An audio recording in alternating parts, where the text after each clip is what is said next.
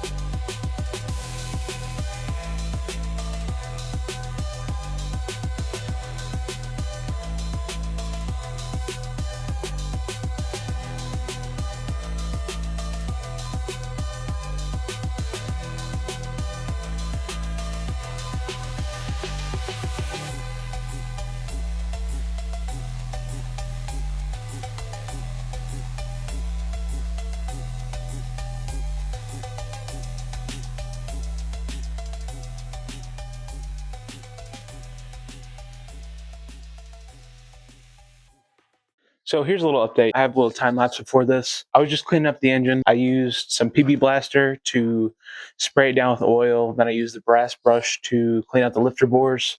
After that, I kind of let it sit for a little bit while I cleaned other surfaces like the heads and the front of the block. The front of the block doesn't really need it that much, but I don't like the way it looks, and I don't want any rust on the engine. Hopefully it won't be too long before I actually get it up and running. I think it turned out pretty good. It's not perfect, but it could always be better. I really don't like it being rusty. Paid a lot of money for this. Hopefully here soon I'll have a lot of the stuff together so I can at least put everything together on it. But I'll show you what it looks like. You can see there's a little bit of pitting in some spots, but not much. Nothing detrimental. You can see there's oil and stuff on it. I sprayed it down really good, but then I rubbed it with the Scotch-Brite pad to make sure it was all clean. Inside there you can see the lifter bores. Not the best, but they're pretty good. A lot better than they were. It all looks decent. I'll leave some of that PB Blaster on there so it doesn't rust. I have the bag that goes over it so it's not horrible. I bought some really cheap oil. I think it was like $5 a quart to maybe pour some in there. But as you can see, there's nothing down below. All the particle board below is pretty wet from everything. But hopefully here soon, it'll be all done. Right here, I have the heads. They're ported and polished. I also have a ported and polished intake. I got new valve seats and valve seals and valve guides. So hopefully the LS7 style won't drop a valve on me since I'm changing all that stuff. Down here in this drawer, I have some stuff. This is like for the clutch, windage tray, rear main seal cover.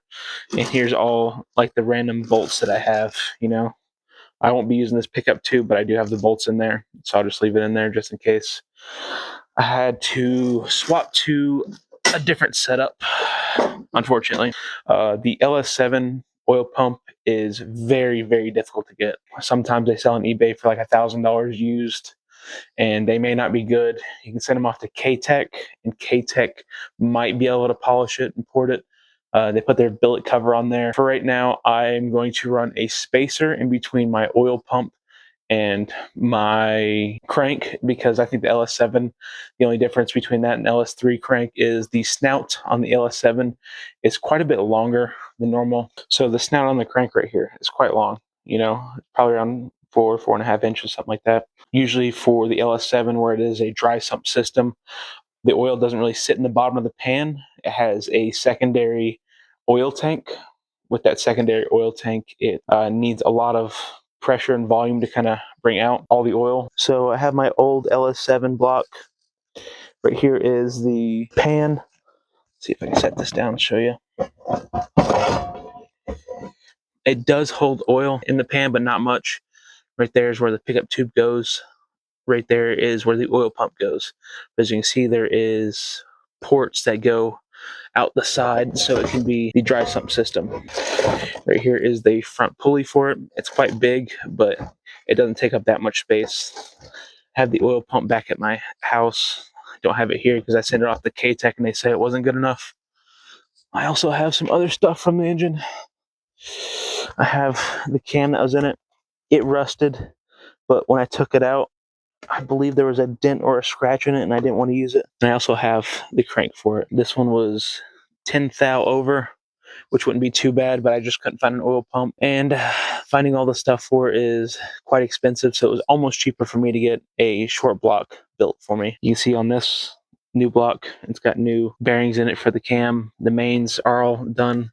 Of course, they're a little rusty, unfortunately, because that side is not aluminum. I do have the old rods and pistons, the titanium rods, and I think these are aftermarket pistons. I don't know if they're Wiseco or not, but they do have the ceramic coating on the side skirts. I'm not sure if I'm going to be working on that Mustang again this weekend.